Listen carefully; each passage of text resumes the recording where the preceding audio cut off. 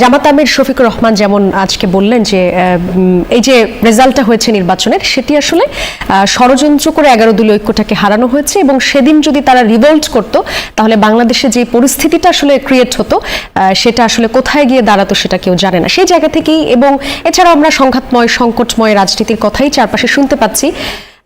নির্বাচন আসলে আপনারাও করেছেন, সবকিছু মিলে এখন পরিস্থিতি আসলে কেমন দেখতে পাচ্ছেন? ধন্যবাদ। পরিস্থিতি আসলে খুবই ভালো। যে দেখেন আমি বিএনপি নেতার পাশে বসে আছি, আমার কিন্তু গুম হয়ে যাওয়ার কোনো আশঙ্কা দেখতে পাচ্ছি না। উনি মোবাইল টিপছে, বাট আমার ধারণা উনি কোনো গোয়েন্দা সংস্থাকে জানাচ্ছে না যে আমাকে নিয়ে যেতে হবে, 10টার সময় যেন গাড়ি রেডি থাকে টেলিভিশনের সামনে। যেটা আছে আসলে দিজ আর পলিটিক্যাল রেটরিক্স। আমরা বিরোধী দলীয় রাজনীতি করি, সার্টেনলি আমার রাজনীতির সমালোচনার কেন্দ্র তো সরকার। মাঝখানে একজন প্রতিমন্ত্রী আমাদের একজন সহকর্মীকে বলছেন যে প্রধানমন্ত্রী আমরা তো সবাই মনোযোগ সহকারে আপনার একসময় বক্তব্য শুনতাম, কিন্তু ইদানিং তো আপনি কেমন যেন হয়ে গেছেন, আমার কথা বলতেছে। এক সময় তো ভালো লাগবে, কারণ এক সময় আমি শতভাগ আওয়ামী লীগের সমালোচনা করছি, এটার পুরোটা তো ওনাদের পকেটে গেছে। এখন আমি যখন সরকারের সমালোচনা করছি, এখন তো একটু ওনাদের সমালোচনা করতে হচ্ছে। এখন ওনাদের সমালোচনা করলে যদি ভাই বলে যে ভাই আগে তো আপনি ভালো ছিলেন, ইদানিং কেমন হয়ে গেলেন, এইগুলো কি দরকার, এটা তো ওয়ার্ক করবে না। আমার রাজনীতির মোদ্দা কথা হচ্ছে যে আমাকে জনগণ সাপেক্ষে, রাষ্ট্র সাপেক্ষে কন্টিনিউয়াসলি রাষ্ট্র এবং সরকার নামক যে দানব আছে, দৈত্য আছে, এই দৈত্যকে চ্যালেঞ্জ করতে হবে জনগণের হয়ে। আমার কৃষকের হয়ে কথা বলতে হবে, আমার শ্রমিকের হয়ে কথা বলতে হবে, আমার প্রবাসীর পক্ষে আমাকে কথা বলতে হবে, এবং এই কথাগুলোর টার্গেট তো আসলে সরকার। এখন সরকার মানে এইটা না যে প্রত্যেকটা জিনিসের দায় আসলে সরকারের, বিএনপির।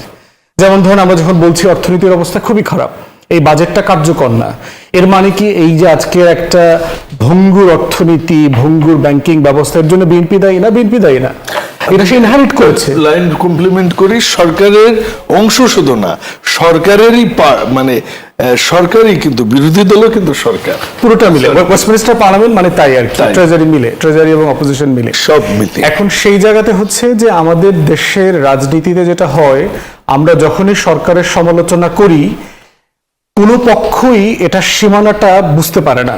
সরকারি দল মনে করছে ভাই আগে তো আপনার সাথে আমার সম্পর্ক ভালো ছিল, একসাথে 20 বছর সংসার করলাম, পরকিয়া করলাম, হঠাৎ করে আমি কি এমন করলাম যে আমাকে এখন তালাক মনে হইতেছে।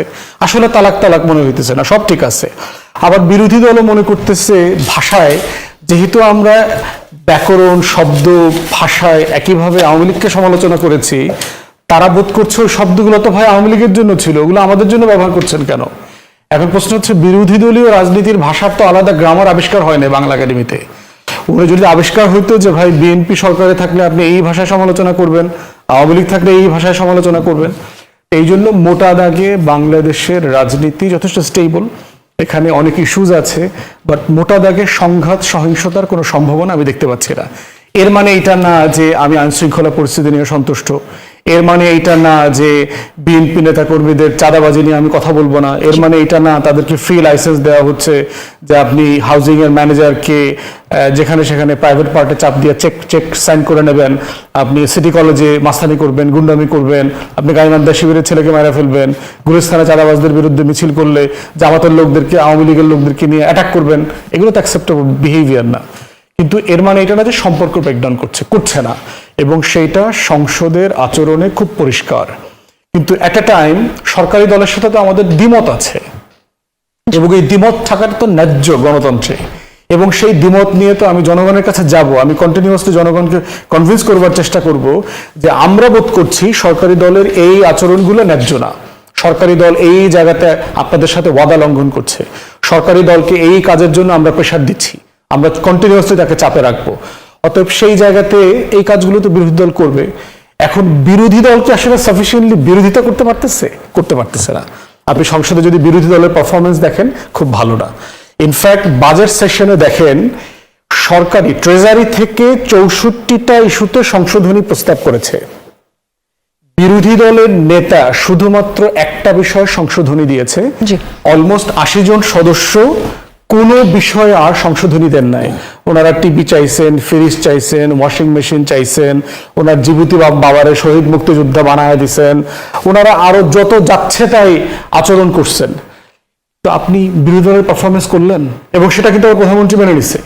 বিরোধী দলের নেতা যেটা বলছেন, প্রধানমন্ত্রী বলছে এটা আমরা বিবেচনা করব। জি। তাহলে বিরোধী দল আকারে কি আপনি জনগণের পক্ষে কথা বলতে পারছেন?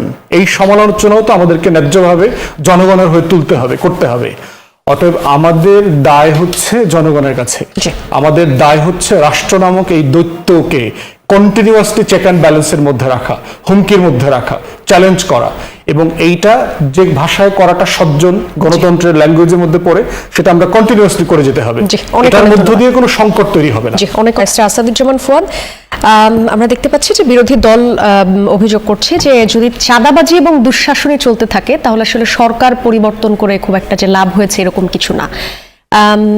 সরকার এই যে পরিবর্তন হলো গণঅভ্যুত্থানের পরে, একটা নির্বাচনের পরে, মানুষের প্রত্যাশা অনুযায়ী আসলে কেমন পরিবর্তন এসছে? একটা বিষয় দেখেন যে প্রত্যাশাটা তো খুব বড় একটা বিষয়, এবং 20 বছর পরে একটা ইলেক্টেড গভর্নমেন্ট আসছে। আমি 8-এর নির্বাচন নিয়ে যদিও বিএনপি খুব বেশি কথা বলে না, কিন্তু আমি জানি যে এটা একটা ফাউল ইলেকশন ছিল, এবং বিএনপি ডুবছে কিন্তু 8-এর নির্বাচনে, পরের নির্বাচনে না। কিন্তু স্যাডলি সেটা নিয়ে কথা বলে না। এবং ওই যে ইলেকশন ইঞ্জিনিয়ারিং আলাপ যেটা চলছিল না, 8-এর নির্বাচন না বুঝলে আপনি ইলেকশন ইঞ্জিনিয়ারিং নিয়ে কথা বলে কোনো বেশি দূর যেতে পারবেন না।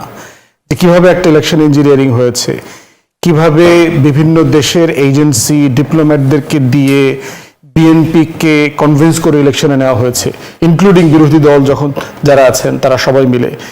তো সেই জায়গাতে যে ল্যান্ড বাউন্ডারি কমিশন যেটা আছে, মানে আমাদের যে এই ইলেকশন রিলেটেড যে বাউন্ডারি আছে, 130-32টা আসনে আপনার তখন 111-এর যে কমিশন ছিল তারা তখন সীমানা বদলায় দেয়।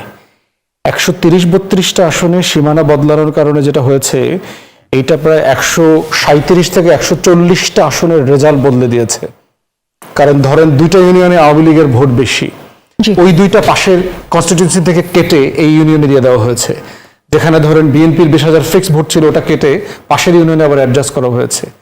তো এবং আপনি এটা ওই মজুমদার সাহেবের লেখা বইতেও আপনি এই বিষয়গুলো রেফারেন্স পাবেন। তাহলে এই যে পরিকল্পিতভাবে ইলেকশন ইঞ্জিনিয়ারিং করা, বিএনপি ভাঙা, পার্টির খালেদা জিয়ার মনোনীত সেক্রেটারি একজন চিঠি পাঠায় আরেকজনের কাছে, এবং তারপরে ইঞ্জিনিয়ারিং যেটা হয়েছে প্রশাসনিকভাবে, আমরা কোয়ালিশন ইয়ার্সে পড়েছি যে কিভাবে প্রণব মুখার্জি, মঈনু আহমেদ মিলে ফেব্রুয়ারি 2008-এ প্ল্যান করেছে আওয়ামী লীগকে ক্ষমতায় আনবে, ঘোড়া দিল 17টা 18টা মঈনু আহমেদকে। তো এই ইলেকশন ইঞ্জিনিয়ারিং এর জায়গা থেকে যদি দেখেন, বাংলাদেশে মোটা দাগে তো 20 বছর নির্বাচন হয় নাই, তো সেখানে জনগণের প্রত্যাশা তো হিউজ।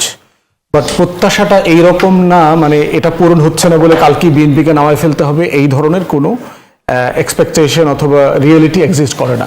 ইভেন দেখলাম একটা জরিপে দেখলাম তারেক রহমানের পারফরমেন্সের উপরে, জরিপে যারা উত্তর দিয়েছেন তাদের 75% কোয়াইট হ্যাপি, বাট তাদের এক্সপেকটেশন পূরণ হচ্ছে না, বাট স্টিল তারা মনে করছে যে হি ইজ অন ট্র্যাক। এরপরে দেখেন যে সিচুয়েশন তো মিক্সড। অর্থনীতির অবস্থা ভালো না, যেটা বলেছি, অর্থনীতির অবস্থা খুবই বাজে।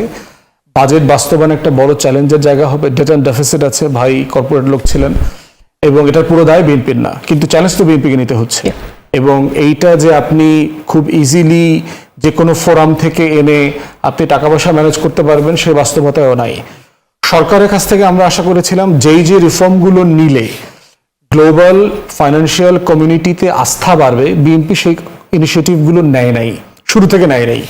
আবার এখন দেখতে পাচ্ছি যেগুলো সে রেটিফাই করে নাই, ধরেন ব্যাংক রেজলিউশন আইনে 18 খ রেটিফাই করে নাই, যোগ করেছে, করে অরিজিনালটা রেটিফাই না করে এখন বলছে ওখান থেকে ব্যাকট্র্যাক করবে। অর্থমন্ত্রী ঘোষণা দিয়েছেন। এনবিআর রিফর্ম রেটিফাই করে নাই, কিন্তু এখন অর্থমন্ত্রী বলছেন যে সারা দুনিয়া থেকে যেহেতু ক্ষয়রাতি সাহায্য পাওয়া যাচ্ছে না, সে বুঝতে পারছেন এটা রিফর্ম করতে হবে। ইতিমধ্যে না করবার কারণে যেটা হচ্ছে, ফ্রিজ কিন্তু আপনার আমাদের ক্রেডিট স্কোরিং আন্ডারস্কোর করে দিয়েছে। সবকিছু মিলায় মাননীয় অর্থমন্ত্রী যিনি আছেন, তিনি দলের কাছে গুরুত্বপূর্ণ ব্যক্তি, আমাদেরও প্রিয় মানুষ, কিন্তু চায়নার কাছে তো উনি খুবই কোয়েশ্চেনেবল ইন্ডিভিজুয়াল। তো সেই রকম একটা জায়গায় দ্বিতীয় গুরুত্বপূর্ণ অর্থনীতির দেশ যে আপনাকে লোন দিতে পারবে, এইড দিতে পারবে, তার সাথে আপনি সম্পর্ক কিভাবে সেটেল ডাউন করবেন। তো অনেকগুলো চ্যালেঞ্জের জায়গা আছে। এর সাথে যোগ হয়েছে বিএনপি নিজস্ব দলীয় কমিটমেন্ট, সে কার্ড বিতরণ করবে প্রচুর, পেনশন এবং আপনার পে স্কেল এনফোর্স করবে, আগামী মাস থেকে অনওয়ার্ড 50% এবং অনওয়ার্ড বাস্তবায়ন হবে। এই কমিটমেন্টগুলো রক্ষা করাটা খুব চ্যালেঞ্জিং জায়গা হয়ে গেছে। ট্যাক্স ওঠার যে বাস্তবতা দেখতে পাচ্ছি, এই বছর ফাইন্যান্সিয়াল ইয়ার যেটা চলে গেল 3,90,92,000 কোটি টাকা সম্পদ, ধরেন 4 লক্ষ কোটি টাকার মতো উঠেছে। আপনি ফাইন্যান্সিয়াল ইয়ারে এই বছর, গত বছরই টার্গেট ছিল 5 লক্ষ প্লাস, তাহলে আপনার 1,10,00,000 কোটি টাকা আপনার গত বছরেই ডেফিসিট ছিল।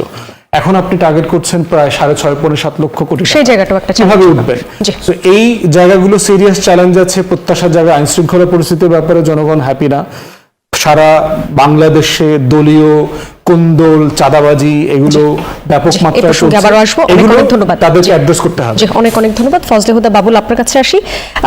নাহিদ ইসলাম যেমন বলছিলেন যে এই সরকারের সময় দুর্নীতি লুটপাট হবে, কারণ তারা জুলাই সনদ বাস্তবায়ন করে নাই।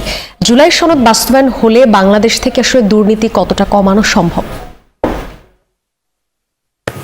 আমি আপনার কথায় যাওয়ার আগে আমি একটু ব্যারিস্টার ফুয়াদের কথায় একটু যাই। সেটা হচ্ছে যে উনি ভোট ইঞ্জিনিয়ারিং এর বিষয়ে যেটা 2008-এর নির্বাচনের কথায় এনেছেন, এটা একটা খুবই খুবই খুবই খুবই জরুরি এবং ভ্যালিড একটা বিষয়।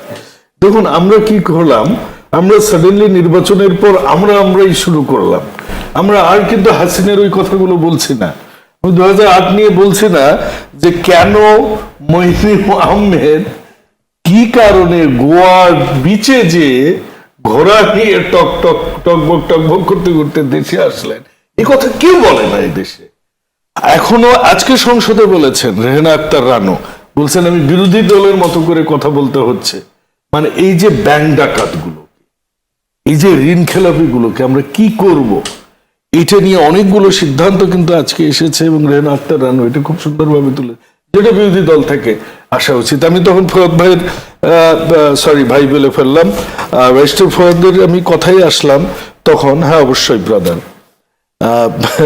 মারাঠি গুজরাটি ভাই ভাই হইতে পারে, তো আমরা মুসলমান কেন নয়? তো এখানে আপনার ইন্টারেস্টিং বিষয় যে আমাদের এত দুর্নীতি হয়েছে ব্যাংক নিয়ে আগের, আমরা এগুলো নিয়ে যে কথা, এটা আমরা বলছি না এখন। আমাদের এই 17 বছরটাকে আমরা ব্ল্যাক আউট করে নিজেরা যারা একসাথে জেল খেটেছি, যারা একসাথে আমরা আন্দোলন করেছি, আমরা যারা এই গণতন্ত্রের জন্য আমরা অপেক্ষায় ছিলাম, তারা এই সংসদকে নিয়ে এখন আমরা ভাগাভাগি হয়ে গেছি। সো তখনকার ওই কথাটা আমি আবারও বলি, একটা মানে মিসকনসেপ্ট আছে, এটা আমিও জানতাম না। আমি তো শিক্ষিত না হলে লেখাপড়া করা মানুষ এবং হিসাব বিজ্ঞানেই পড়েছি। 1500 মধ্যে 800 মার্কস আমাদের ল পড়তে হয়, ইউ নো দ্যাট। কর আইন বলেন, সেল অফ গুডস অ্যাক্ট বলেন, নেগোশিয়েবল বলেন, সবই আমাদের পড়তে, যত কমার্শিয়াল আছে, ফ্যাক্টরি রিলেশনশিপ অ্যাক্ট পড়তে হয়। কিন্তু ওইখানে আমি সংসদে যে আসলে বিরোধী দলও যে সরকারের অংশ, এবং আমিও কিন্তু বেসরকারি সদস্য সংসদের, এবং জামাতের একজন সদস্য কিন্তু বেসরকারি প্রাইভেট মেম্বার। হ্যাঁ, আমি সরকারি দল থেকে নির্বাচিত সদস্য, ওইটার কোন লিগ্যাল ইয়েটা অন্য জায়গায় আছে। সো যেটা আমি বলছি যে আমাদের কিন্তু সবাই মিলে ওই ফ্যাসিস্ট আমলের কথাগুলো আমরা কিন্তু বলছি না, এবং সেখান থেকে ইকোনমি অনেক রিকভারি করবার সুযোগ আছে, এখনো আছে। সেই জায়গাগুলোতে আমাদের যেতে হবে। ব্যারিস্টার ফুয়াদ যেটা বলেছেন যে আরেকটা কথা বলেছেন যে আমাদের ক্রেডিট স্কোরিং, ভাই আমি ক্রেডিট কোম্পানিতেও Dun and Bradstreet is one of that company, you know, I work for there for approximate 2.5 years. So I was representing Bangladesh. তো এই ক্রেডিট রেটিং কোম্পানিগুলো বিভিন্ন ভাবে তারা ক্রেডিট রেটিং করে। মোদি এক ধরনের করেন, দিল্লিতে চলে যাবে না, এটা দিল্লির মোদি না, নরেন্দ্র মোদি না, মোদি, এটা মোদি। তো এই রেটিং গুলো অবশ্যই আমাদের অনেক আগে থেকে আমরা বেশ ডাউন স্লোপিং, এবং এইটাকে করতে গেলে হ্যাঁ আমাদের রিফর্ম গুলো করতে হবে। তবে কর সংগ্রহ কিন্তু পসিবল। এইখানে বিএনপির একটা অ্যাডভান্টেজ কি, যে আমরা যারা বিএনপি করি, আমরা অনেক সময় বলি যে না, আল্লাহ ভরসা, আল্লাহ আছে বিএনপির সাথে। তো তারপরেও একটা কথা হচ্ছে কি, যে বিএনপির দিন শেষে বিএনপি লিডারশিপ অনেস্ট, এটা নিয়ে কোনো কোশ্চেন ওঠেনি কোনোদিনও। তো আমরা যেভাবে কর আহরণের যে প্রপোজালটা আমরা নিয়ে আসছি, যে অটোমেশন, ডিজিটালাইজ, ক্যাশলেস, আমার মনে হয় এটা করতে গেলে আমরা ওটা সক্ষম হব অনেক অনেক অনেক অনেক ধন্যবাদ। এবং কার্ড বিতরণের বিষয়টা আমি আবারও বলি, আমি হালকা ইকোনমিক্স পড়া মানুষ হলেও অল্প কিছু পড়েছি, কিন্তু আমার কাছে মনে হচ্ছে আমরা যে নারীর ক্ষমতায়নের জন্য যে ফ্যামিলি কার্ডটা দিচ্ছি, নারীর এই টাকাটা ইকোনমিতে ব্যাক করবে অ্যাজ এ স্মল ইনভেস্টর হিসেবে, ইনভেস্টমেন্ট হিসেবে। কারণ নারী 2,500 টাকা খাবে না পুরোটা, নারী নেশাও করবে না, নারী 2,500 টাকা দেশের বাইরেও নিবে না, ওই টাকাটা মুরগি কিনবে, মুরগি পালবে, হাঁস পালবে। So it's a one kind of investment, এটা ইকোনমির মানি মাল্টিপ্লায়ার। আমার মনে হয় উত্তর পেয়েছি। শরীফুজ্জামান শরীফ, আপনার কাছে আসবো, প্রশ্নটা রেখে যাচ্ছি যে চাঁদাবাজি, দখল বা দুর্নীতির এই যে অভিযোগ, সরকার চেঞ্জ হয় কিন্তু একই থেকে যায়, এটা আসলে মানে কাদের দায় দেখেন, সরকার, প্রশাসন, নাকি আমাদের রাজনৈতিক সংস্কৃতিটাই আসলে এরকম? এই উত্তরটা নিব, একটা বিরতি নিয়ে আসি। দর্শক, আপনারা দেখছেন নতুন বাংলাদেশ, একটা বিরতি নিয়ে আবারও ফিরছি, সাথে থাকুন। বিরতির পর আরো একবার স্বাগত জানাচ্ছি, দেখছেন নতুন বাংলাদেশ। শরীফুজ্জামান শরীফ, যে প্রশ্নটি রেখে গিয়েছিলাম, এই যে চাঁদাবাজি, দখল, দুর্নীতির অভিযোগ থেকেই যায়, দায় কাদ? অবশ্যই দায় সরকারের। একজন অপরাধ করলে তার শাস্তি হলো আইনের মুখোমুখি দাঁড় করা। আমাদের এখানে দীর্ঘদিন ধরে আইনের শাসনের অনুপস্থিত ছিল। এখানে শাসকের আইনে রাষ্ট্র চলেছে, শাসক যেভাবে চেয়েছে সরকার তার আইন সেভাবে পরিচালিত হয়েছে। আমরা জুলাইয়ের ভিতর থেকে সেটার পরিবর্তন চেয়েছি। পরিবর্তনের কতগুলো জায়গা আছে, আবার কতগুলো জায়গায় হতাশাও আছে। বিরোধ যেগুলো দেখছেন, আমরা আলোচকদের কাছ থেকে যেটা শুনলাম, যেটা আসলে বিরোধ না, আবার ভেতর থেকে আমরা অনেক ভালো কথা শুনি। সেদিন আমাদের এক হুইপ সাহেব বললেন যে একদিকে আমাদের প্রধানমন্ত্রী তার দক্ষতা দিয়ে রাষ্ট্র পরিচালনা করছেন, আর একদিকে আমাদের গ্রহণযোগ্য বিরোধী দলের নেতা। সুতরাং সবাই ভালো। বিরোধী দলের একজন এমপি বলছেন যে আমরা চিৎকার চেঁচামেচি করি, ঠিক আছে, শফিকুল ইসলাম মাসুদ, কিন্তু যখন সংসদ থেকে বের হই তখন সরকারি দল আমাদেরকে বুকে জড়িয়ে ধরে বলে যে এগুলো তো বলতেই হবে, তারা আম খায় আবার মাছ খায়। সুতরাং আমরা ধারণা করতে পারি যে এই ধরনের একটা হারমোনির ভেতর থেকে পার্লামেন্টটা চলবে, এবং আমরা সেটি চাই। এক পার্লামেন্টে প্রতি সেকেন্ডের জন্য, প্রতি মিনিটের জন্য প্রায় 2,73,000 টাকা খরচ হয় পার্লামেন্ট পরিচালনার জন্য। সেখানে পাবলিক ইন্টারেস্টে কথাটা হবে, আমরা এটি চাই। আবার মাঝে মাঝে আমরা শঙ্কিত হই, ওই যেটা শাহবাগে ঝুলাবো, এই কথাটা যখন শুনি এখন থেকে আর ভয় পাবো না, কারণ আমরা ধরে নিচ্ছি যে আমরা মিলেমিশে পার্লামেন্ট ভবনের সামনে আমেরিকান অ্যাম্বাসেডরের উপস্থিতিতে আমরা যেভাবে হাসি, এর ভেতর থেকে আমাদের স্বপ্ন দেখার অনেকগুলো সুযোগ তৈরি হয় যে এই পাবলিক হাসবে। আবার ওই যে ইসলামী ব্যাংকের সামনে যে গ্রাহক ফোরাম, ওই গ্রাহক ফোরামকে আবার যখন দেখি হাসপাতাল রক্ষার জন্য, এবং তারা যখন গরম গরম কথা বলে, আমরা ধরে নিব যে এটাও আর্টিফিশিয়াল, এটা আসলে রিয়েল কথা না। এখন সরকারের দায়িত্ব, সরকারের দায়িত্ব হচ্ছে আইনের শাসন প্রতিষ্ঠা করা। আমাদের অমুক সময় তমুক সময় এখানে আইনের শাসন ছিল না, রাইট? এবং সেই কারণে একটা গণ অভ্যুত্থান হয়েছে, গণ অভ্যুত্থানের ভেতর থেকে যারা অন্যায় করেছে তারা পালিয়ে গেছে। এখন আমাদের দায়িত্ব হলো যে দেখানো যে আমরা কতগুলো জায়গায় চেষ্টা করছি। আমরা রাষ্ট্রীয় সংস্কৃতির কতগুলো পরিবর্তন আমরা দেখছি, প্রধানমন্ত্রী কতগুলো জায়গায় চেষ্টা করছেন। আমি আসার আগেও একটু আগে দেখলাম যে এখন থেকে বিদেশ সরকারি টাকায় এই যে সভা সেমিনারে অংশগ্রহণ, এটি নিরুৎসাহিত করা হয়েছে, নিষিদ্ধ করা হয়েছে। প্রধানমন্ত্রীর ছবি ব্যবহার, এটি হলো ব্যক্তির পর্যায়ে, কিন্তু এটিকে আপনি যদি টেকসই করতে হয় তাহলে এটাকে আপনার প্রয়োগের জায়গায় নিয়ে যেতে হবে, আপনার প্রান্তে নিয়ে যেতে হবে। আমি যদি দেখি যে মিলেমিশে সিলেটের সাদা পাথর যারা লুট করে নিয়ে গেছে, একটা সময় যদি আবার আমি তাদেরকে আপনার রাজনীতির মঞ্চের উপরে দেখি, তাহলে আপনি যত ভালো কথাই বলেন না কেন, ওই যে সংশয়টা, সেই সংশয়টা আমার। আমি যদি দেখি যে সিলেটের ডিসিকে তিনি যখন ওই টাকা পয়সার ম্যানেজমেন্ট নিয়ে হাত দেওয়ার সঙ্গে সঙ্গে আপনি তাকে প্রত্যাহার করে নেবেন, আপনার প্রতি আমার সংশয়টা দূর হবে। আমি শেষ করে দিচ্ছি এই জায়গাটায়। দুদিন আগে দেখলাম কোথায় যেন বালু লুটের ঘটনায় মিলেমিশে আওয়ামী লীগ এবং লোকাল বিএনপি মিলে বালু লুট করেছে, পুলিশ চার্জশিট দিয়েছে, আওয়ামী লীগের নেতাদের নামটি যুক্ত করেছে, বিএনপিকে বাদ দিয়েছে। এটা আইনের শাসন না। জি, অনেক অনেক ধন্যবাদ ফজলে হুদা বাবুল। আপনার কাছে যাই একটা ভিন্ন প্রসঙ্গ। দেখলাম যে উগ্রবাদী সংগঠনে জড়িত সন্দেহে গ্রেপ্তারের পর এনসিপি নেতাকে দল থেকে স্থায়ী বহিষ্কার। অনেকদিন ধরে উগ্রবাদী শক্তি প্রশ্রয় পাচ্ছে কিনা বাংলাদেশে, এরকম অনেক কিছুই শুনতে পাচ্ছিলাম। সরকার এটাকে কতটা আমলে নিচ্ছে বা তারা কি ধরনের উদ্যোগ নেবে? ধন্যবাদ। সরকারের তো বাংলাদেশ জাতীয়তাবাদী দল হচ্ছে একটা মধ্যপন্থা দল এবং এই সরকারও সেই মধ্যপন্থাটাই ফলো করতে চায়। তো আপনি বলেছেন সরকার কি উদ্যোগ নেবে। হ্যাঁ, এই মূলত এই উগ্রবাদের উৎপত্তিটা হয়েছে, আমরা দেখেছি একটা সময় এদেশে কিন্তু ওয়াজ মাহফিল করতে দেয়া হতো না। আমরা দেখেছি এইখানে কিন্তু এই দেশে কিন্তু দাঁড়িয়ে রাখলেই একটা ট্যাগ দেয়া হতো। আমরা দেখেছি বোরখা দেখলে ট্যাগ দেওয়া হইতো, আমরা দেখেছি পর্দা দেখলে ট্যাগ দেওয়া হতো, আমরা দেখেছি বাসায় কোরআন শরীফ থাকলে ধর্মীয় নিয়ে যাওয়া হতো। তো বিএনপি সেসবে যেতে চায়। বিএনপি যদি কোনো ডাইরেক্ট কোনো তথ্য পায় এবং সেটা যদি যথাযথ প্রমাণ হয় যে এটা জঙ্গিবাদ, কারণ ওই আইএস এর ধর্ম বা আপনার আফগানের ধর্ম তো আর ইসলাম ধর্ম নয়, ইসলাম ধর্ম হচ্ছে কোরআন এন্ড হাদিস, এবং এর বাইরে কোনো কিছু পাইলে দেশদ্রোহিতার মধ্যেই আসবে। আমরা জঙ্গিবাদ শব্দটা আসলে একটু কম বলি, কারণ এটাকে বলে এত নষ্ট করে দেওয়া হয়েছে যে এখন জঙ্গিবাদ শব্দটাই এত নাটক এত ড্রামা করা হয়েছে।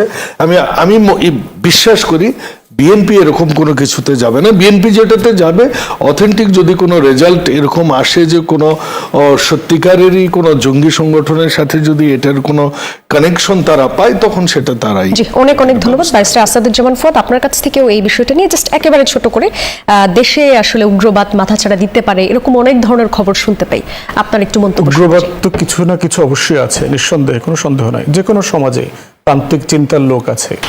প্রশ্ন হচ্ছে বিএনপি জামাত সরকারের এই জঙ্গিবাদ দখল করা এবং তার বয়ানের নিয়ন্ত্রণ নেওয়ার অভিজ্ঞতা এবং ইতিহাস কিন্তু ভালো না।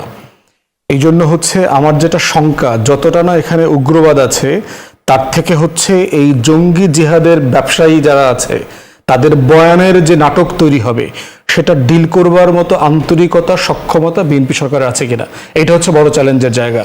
এবং বিএনপিকে 1 থেকে 6 গ্লোবালি দল আকারে যে জঙ্গি তকমা দেওয়া হয়েছে এবং সে ক্ষমতার জন্য উপযোগী না। বাংলাদেশে একটা সোকল সেকুলার লিবারাল তথাকথিত দল লাগবে, যে কারণে যেটা ভারতের সিকিউরিটি এনশিওর করবে, স্থানীয় রিজিওনাল সিকিউরিটি এনশিওর করবে। এই বয়ানে যদি বিএনপি হেরে যায়, ডিল করতে না পারে, তাহলে সরকার এবং দেশের জন্য বিপদ আছে। সংখ্যাটা হচ্ছে কতজন এইটা ইস্যু না, ইস্যু হচ্ছে আপনি বয়ান কিভাবে হ্যান্ডেল করছেন। দ্বিতীয়ত হচ্ছে যে আপনার যে ছেলেটাকে গ্রেফতার করেছে, এদের কয়েকজন কিন্তু অলরেডি আমাদের গোয়েন্দা সংস্থার পেরোলে ছিল। ইতিমধ্যে আমরা বিভিন্ন জায়গায় লেখালেখি করেছি, একসাথে জেলে ছিল, একসাথে রিমান্ডে ছিল। এদেরকে ফার্স্ট ক্লাস 5 স্টার ট্রিটমেন্ট দেওয়া হইতো, খাওয়া দাওয়া এই সেই, হ্যান্ডফোন ইউজ করতেছে, স্মার্টফোন ইউজ করতেছে। অতএব এরা যে বাংলাদেশে জিহাদ আর জঙ্গি ব্যবসার সাথে জড়িত, এই ব্যবসার সাথে যে আমাদের সংস্থাগুলো জড়িত, এইটা নিয়ে সিরিয়াসলি তদন্ত হওয়া দরকার। ফাইনাল কথা হচ্ছে এই বিষয়ের সাথে আমাদের আলেম ওলামায়ে কেরামদেরকে একত্রিত হতে হবে। সরকারের দায়িত্ব হচ্ছে ইসলামী ফাউন্ডেশন, ধর্ম মন্ত্রণালয়কে কেন্দ্র করে সকল ঘরানার ওলামায়ে কেরামদেরকে দিয়ে কমিটি করা, প্রয়োজনে স্ট্যান্ডিং কমিটির নেতৃত্বে কমিটি করা, যে পার্লামেন্ট এবং পার্লামেন্টের বাইরে ওলামায়ে কেরাম একসাথে কথা বলবে, একসাথে কাজ করবে, একসাথে আওয়াজ তুলবে, বাংলাদেশ এবং বাংলাদেশের বাইরে। এটা কিন্তু একটা মূল ঘটনার থেকে হচ্ছে একটা বহিঃশত্রুর এখানে একটা ষড়যন্ত্রের জায়গা আছে। আমরা যেন রাষ্ট্র আকারে সেই ষড়যন্ত্রের ফাঁদে পড়ে না যাই, এটা আমাদের জন্য বেশি গুরুত্বপূর্ণ। অনেক অনেক ধন্যবাদ দর্শক। আপনার কাছে কি মনে হচ্ছে বা আপনারা আসলে কিভাবে দেখছেন, গণভোট না মানলে বা গণভোটের রায় বাস্তবায়ন না করলে রাজনীতি কি আসলেই সংঘাতের দিকে যেতে পারে? ধন্যবাদ। সহালোচক, বিশিষ্ট ছাত্র নেতা, সাবেক এখন রাজনীতি বিশ্লেষক বন্ধুবর শরীফুজ্জামান এবং দর্শক শ্রোতা এবং আপনাকে সবাইকে শুভেচ্ছা। আপনি যে কথাটা বলেছেন বাংলাদেশের জামাতে ইসলামীর যিনি আমির, ওনার কথা নিয়েই যে আজকের বিষয় নির্ধারিত হয়েছে রাজনীতি কি সংঘাতময় হয়ে উঠছে কিনা। দেখুন, রাজনীতি তো রাজনৈতিক বক্তব্য, এটা তাই নয় কি? প্রথম কথা যদি বলি, জামাতের আমির উনি 11 দল বিরোধী দলের সম্মানিত, উনি সংসদের বিরোধী দলের নেতা, পেশায় একজন ডাক্তার জি এবং দীর্ঘদিন থেকে নেতৃত্ব দিচ্ছেন জামাতে ইসলামকে। কাজেই উনি রাজনীতিটা বোঝেন, আমার মনে হয় বোঝেন জন্যই উনি রাজনৈতিক কথা অনেক এবং রাজনৈতিক রেটরিক গুলা উনি সৃষ্টি করছেন, এবং এটা বিরোধী দলের কিন্তু কাজের মধ্যে পড়ে। এটা প্রথম কথা। কিন্তু বিরোধী দলের কাজ কি? ওনারা কি জনগণকে বলবেন যে আমরা হেরে গেছি, সরি, আমরা যে বলেছিলাম, ওনারা বলেছিলেন তো নির্বাচনের আগে যে আমরা ক্ষমতায় আসতেছি, আমেরিকা বলে দিয়েছে আমরা ক্ষমতায় আসব। ওনারা তো অনেক কিছু বলেছেন। ওনারা বলেছেন যে পিআর না হলে নির্বাচনে যাবেন না, ওনারা এসেছেন। ওনারা বলেছেন যে এইটা না হলে ওইটা হবে না।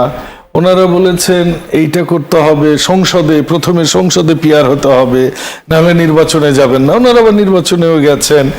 এখন আপনি এই ধরুন গতকালকের খেলা, মিশর এবং আর্জেন্টিনার খেলা হলো, এখানে অনেক কথা বিতর্ক, অনেক যুক্তি তর্ক, অনেককে নিয়ে অনেক সমালোচনা, এই গোলটা ঠিক ছিল কিনা, ওই গোলটা ঠিক ছিল কিনা, এটাকে ভিআরএস তো দেয়াই যেত। আর্জেন্টিনিয়ানরা বলতেছেন no, this is the rule of, আপনি এটি কিন্তু রুল, যে ওটা ফাউল ছিল। যারা জানে না তারা বলছে যে না, ফিফার রুল এটা না। তো কাজে দুই পক্ষ থাকবে, হার জিত থাকবে। যারা হেরে যাবে তারা এগুলো বলবে।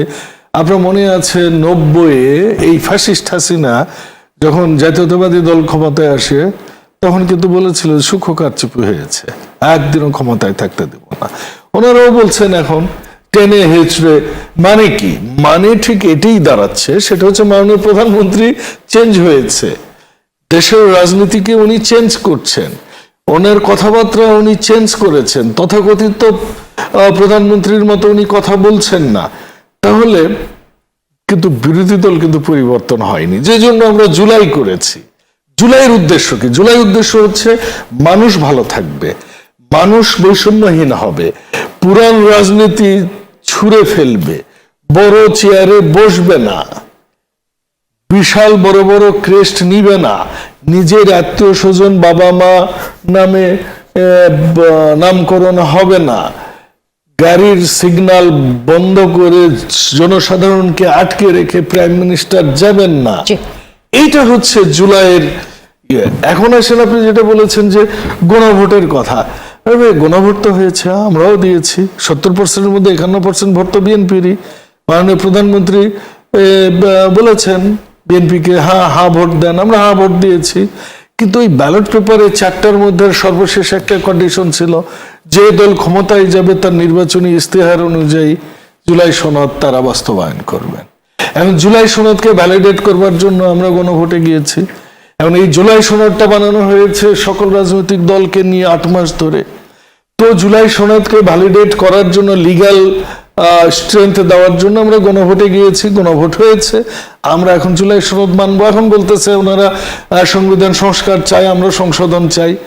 আরে ভাই, আপনি যদি মনে করুন যে আপনি আপনার পরিবারে একটা সংস্কার নিয়ে আসবেন, যে সবাই হবে ধরুন মিডিয়া ব্যক্তিত্ব, তাহলে কিভাবে হবে?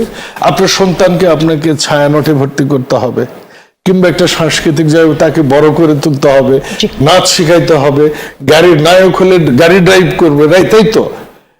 এটাই তো সংস্কার। কিংবা মনে করেন হুজুর হবে, তাকে মাদ্রাসায় পড়াবেন, হাফেজি পড়াবেন, দাওরা পড়াবেন, চিটংগে পড়াবেন, হাটহাজারিতে পড়াবেন, এটি তো সংস্কার। কিন্তু ওই সংস্কারটা করতে গেলে তো এগুলো করতে হবে। তো আমরা ওই সংস্কার করাটার জন্যই তো আমরা সংবিধানগুলো সংশোধন করব জুলাই সনদ অনুযায়ী। সরকার যেমন বলছে যে তারা একটা কমিটি করতে চায়, কিন্তু সেখানে আবার বিরোধী জোট আসতে চায় না। এটার কারণটা কি হতে পারে? ভাই, বিরোধী দল আসতে চায় না, এটা তাদের উইশ, কিন্তু আসে তো বিরোধী দল। ওনাদের যে খায়েশ তো পূর্ণ হয়নি। সেই খায়েশ পূর্ণ না হওয়ার কারণে ওনারা এখন দিগ্ভ্রান্ত। ওনারা এক এক সময় এক এক কথা বলে। তো ওনারা যদি সত্যি সংস্কার চায়, তাহলে কমিটিগুলোতে তো আসতে হবে নাকি? কিন্তু সংসদ বসেছে, তাহলে ওনারা কি চান?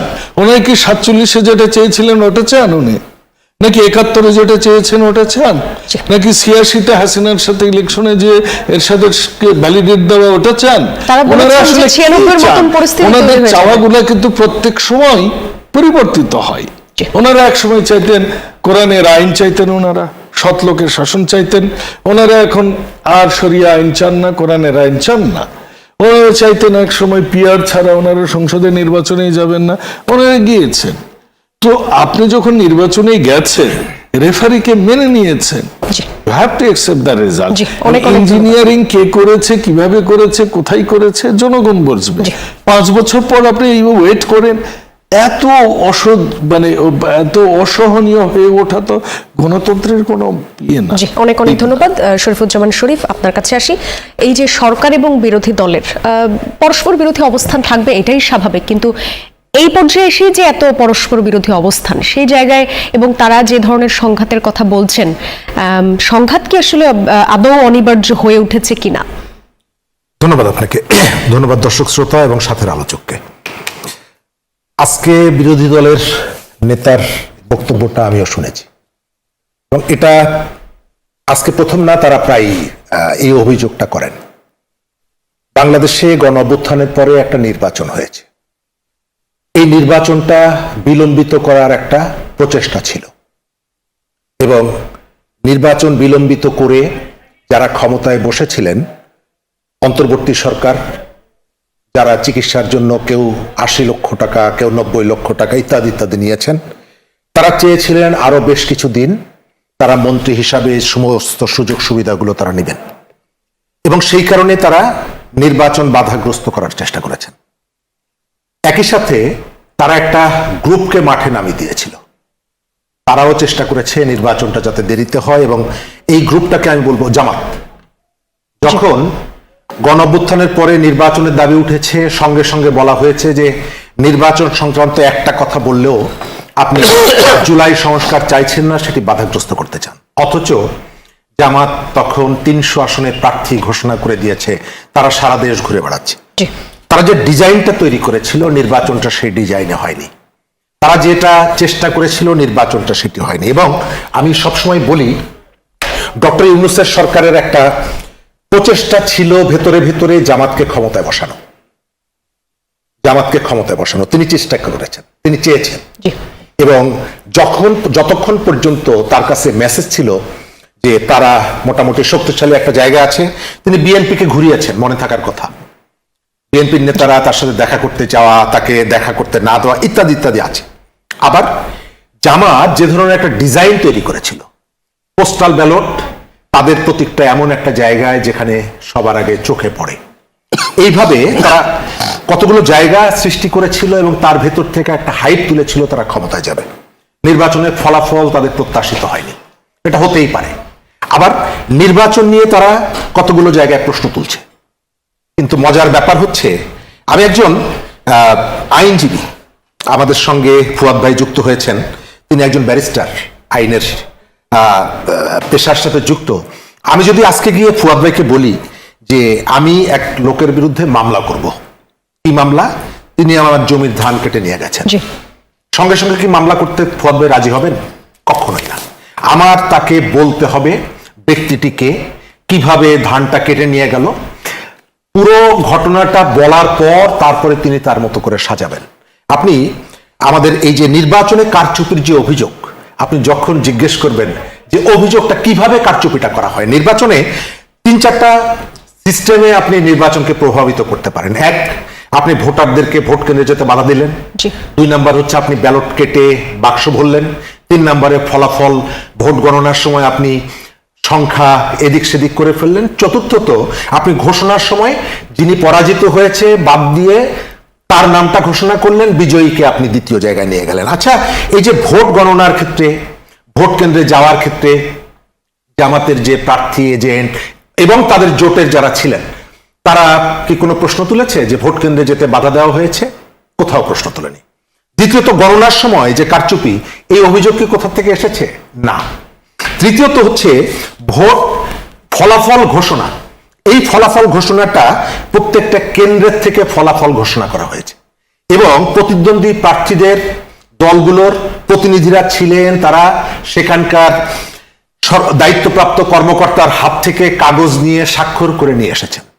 তাহলে ওই সময় প্রশ্নটা কেন তোলা হয়নি? নির্বাচনে বিজয়ী হওয়ার পর বা পরাজিত হওয়ার পর ফলাফল ঘোষণা করার পর আপনি বলছেন দুইজন লোক, একজন হচ্ছে ডক্টর খলিলুর রহমান আর একজন সৈয়দা রিজওয়ানা হাসান, তারা আমাদেরকে হারিয়ে দিয়েছে। আমি ধরে নিলাম যে তারা আপনাকে হারিয়ে দিয়েছে, কিন্তু কিভাবে হারিয়েছে এটা তো আপনাকে বলতে হবে। যেমনি ভাবে আমার ধান কেটে নিয়ে গেছে, আমি পুরো ঘটনাটা যদি না বলি তাহলে আমি আদালতের কাছে যেতে পারি না, আমাকে স্পেসিফিক করতে হবে। এই জায়গাটায় আপনি এখন পর্যন্ত কারো কাছ থেকে কি শুনেছেন যে ভোটের ফলাফল কিভাবে পাল্টে দেওয়া হয়েছে? যদি পাল্টে দেওয়া হয়, বিরোধী দল যখন অভিযোগটা করবে তখন তো সেটিকে তাকে যৌক্তিকভাবে ঘটনাগুলো উল্লেখ করে আপনার সামনে নিয়ে আসতে হবে, কিন্তু সেটি কি এসেছে? না। তাহলে এটিকে ফোকাস করার পেছনে এক ধরনের টার্গেট থাকতে পারে, সেটা হলো যে রাজনীতিতে ক্রমশই শক্তিশালী হয়ে ওঠা নানা কারণে জামাত যে স্পেসটা পাচ্ছে, এই স্পেসটাকে ব্যবহার করে ক্রমশই রাজনীতির মাঠ থেকে এখন যে তার প্রধান প্রতিদ্বন্দ্বী, যদিও কখনো কখনো আমরা তাদের মধ্যে কিন্তু খুবই চমৎকার কতগুলো সম্পর্ক দেখি, কিছু কিছু সম্পর্ক নিয়ে আমরা ঠাট্টা মশকরাও করি যে বাইরে যে বিরোধ, এটি এক ধরনের আর্টিফিশিয়াল অভিনয় হতে পারে, কিন্তু তারপরেও আপনি রাজনীতিতে সুবাতাস আসুক এটা আমরা চাই।